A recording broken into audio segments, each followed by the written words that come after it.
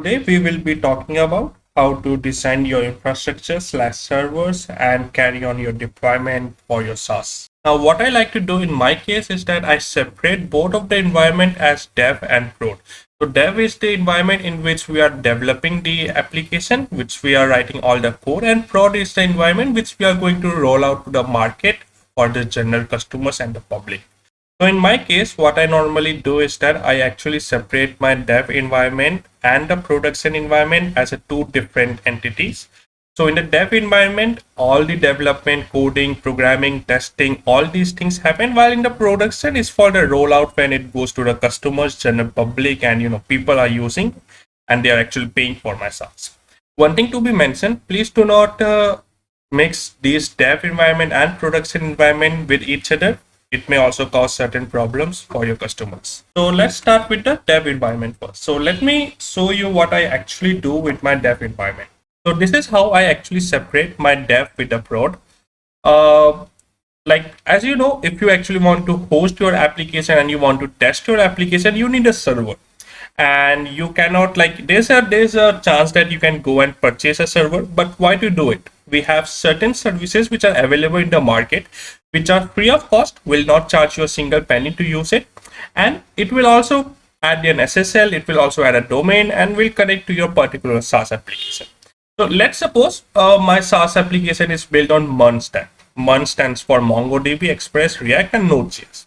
Now, the front end of my React application, which is I host it on Vercel. So Vercel is one of the platform where I try to host my application. I connect it to the CI/CD pipeline to my particular GitHub. So every time whenever I do a post, it automatically updates on Vercel. So the next thing is the Netlify, and Netlify is also the same as Vercel, only they allows you to actually host your application. And the best part of Netlify, what all things I like, is they also allows you to deploy manually. So this is what I mostly use for my application, and as you can see, I have one of my application which is already running.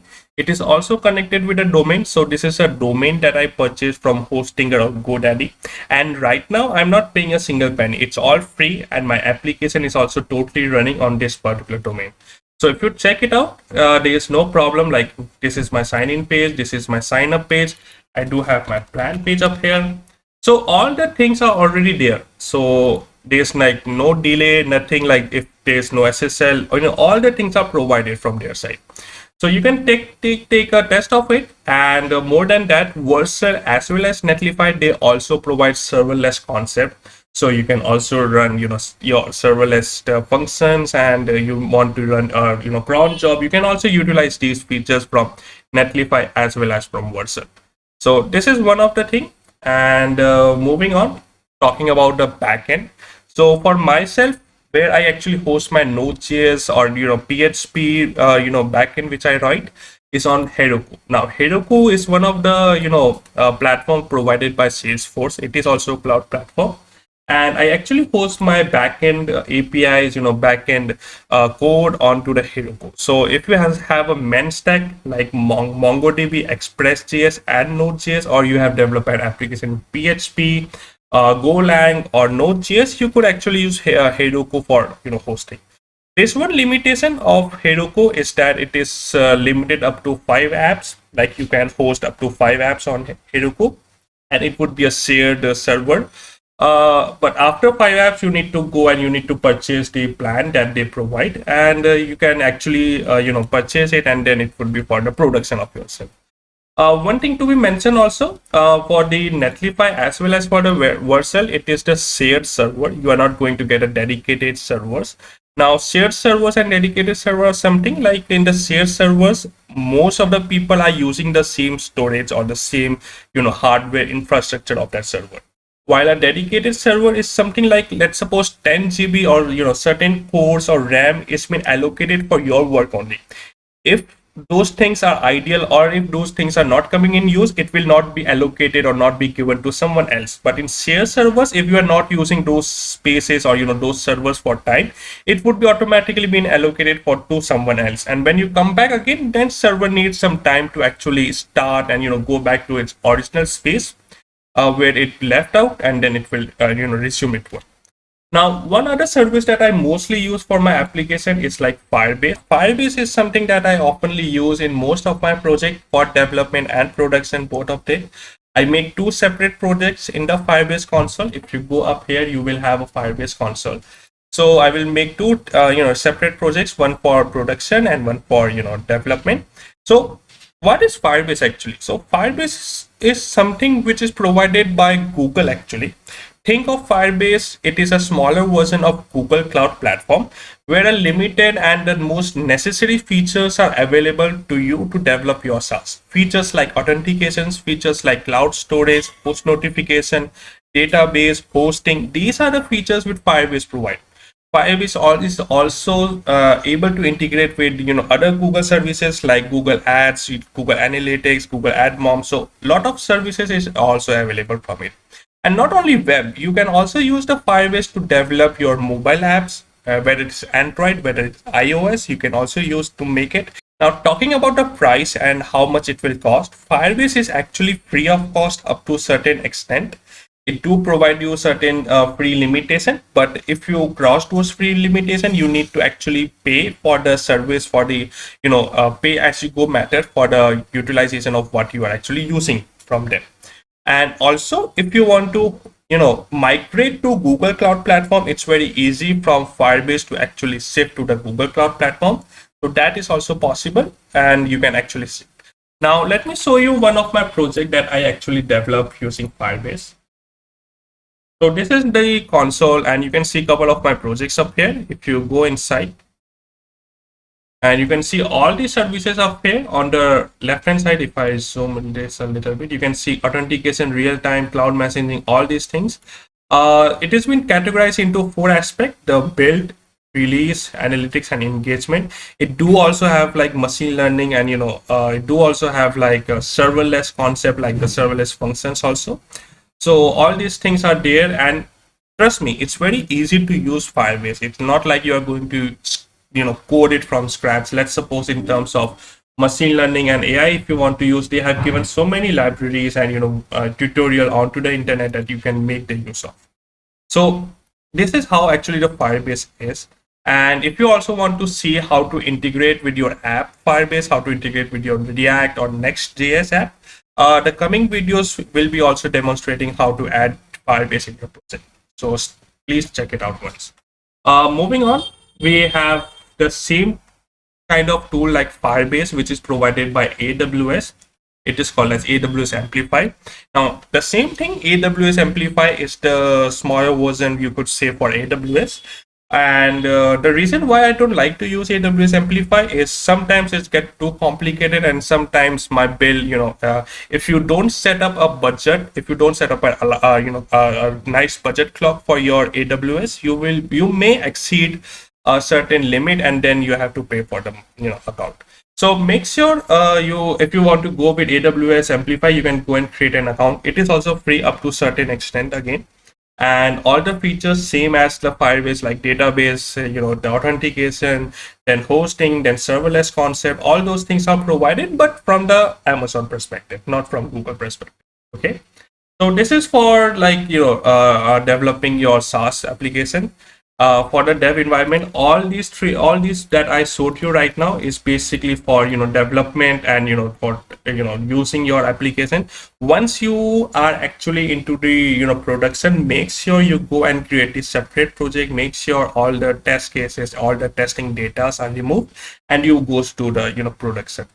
Now this is the another service which is called Cloudinary, and personally what I use it for actually uploading my images, media files like videos, and they have provided a lot of APIs also. So you can actually use their APIs instead of writing your own code. You can use their APIs to optimize or reduce the size of the image or a video file. You can use their APIs to shape your images or video files. They also take care of your CDN caching. All these things are done. Storage properly. All these things are also done. So Cloudinary is basically a tool which I use for uploading my images, uploading my media files, or any videos or anything. It is also very easy to integrate with React, Angular, Vue. whichsoever framework for front end you are going to use. Check out their documentation once if you also want to use Cloudinary. I would suggest you, if there's any media uploads like image or a video file, just take the Cloudinary instead of going with something like S3 or Google Storage. That's also good, but Cloudinary is something which I would recommend in order to use in this case. Now, this was all about the dev environment. Now we are going to talk about production, how to shape your application host state for the production environment. So for the production environment, there are a couple of clouds, there are a couple of services that I use for hosting and managing my servers.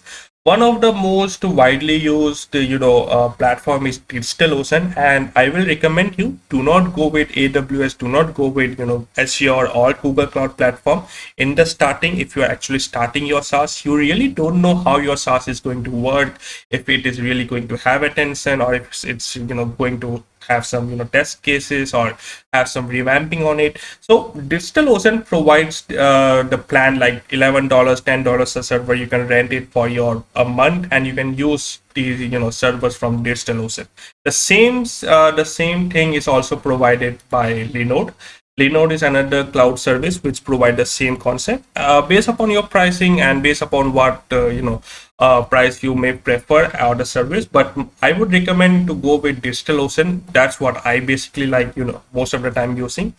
And talking about the other services that we talk in the dev, like the Heroku, if you want to go now, this was the one that we were using for the dev environment. Now this is like the shared space I talked to you about. If you want to go with production, if you don't want to go and host your backend servers on DigitalOcean or Linode, you can go and purchase their plan, which is up to $25 a month, and it is quite costlier as compared to DigitalOcean or Linode. So this is one thing. But in terms of speed and in terms of performance, I would tell you like DigitalOcean would be the best in this scenario. They also have a MongoDB also inside them, so they also give a MongoDB integration for your application for you to actually use it.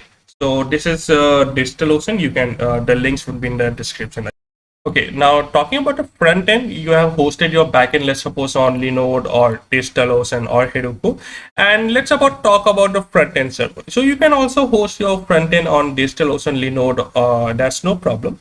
But let us think about it would be better not actually utilizing money at that place mode. In the starting, when your SaaS is actually in the MVP phase, you can make the use of Netlify only. This is the best if you want to use for front end hosting, and it will also work totally fine. It will also connect your domain. No need to actually upgrade or no need to pay a single penny. So it will also work totally fine for your front end. Now talking about the Firebase, you can make sure you do not use the same as the dev environment. You go and create a new project. Make sure to change the Firebase configuration in the configuration file for the production environment. Do not use the dev environment since you have already used. And once like in the testing, it's okay to use Firebase, but let's suppose once the testing is done, it is like your application is growing, you are getting a few millions of traffic every month. So you can obviously go and upgrade the Firebase from 0 to a pay-as-you-go basis. Now in the pay-as-you-go basis, obviously it would be shifted to Google Cloud Platform, and you need to pay a certain amount or certain fees to Google Cloud Platform. And same goes for the AWS Amplify. Make sure just to separate your dev and the prod environment once, and make sure you use the right environment for AWS Amplify. Also, your database, all the test cases, all the testing things are clear, and you use the AWS Amplify. You can use it, no problem in that. So this was all about the infrastructure design and how to separate your dev from the prod. Make sure all these points I told you today, you utilize while developing your SaaS. In the further videos, we are also going to look into how to actually configure your Firebase or AWS Amplify with your React or Next.js app, and how to use it in the real project. So we will be also going to work on those things. So those videos will be also coming out. Stay tuned for it. If you like the video, please give it a thumbs up.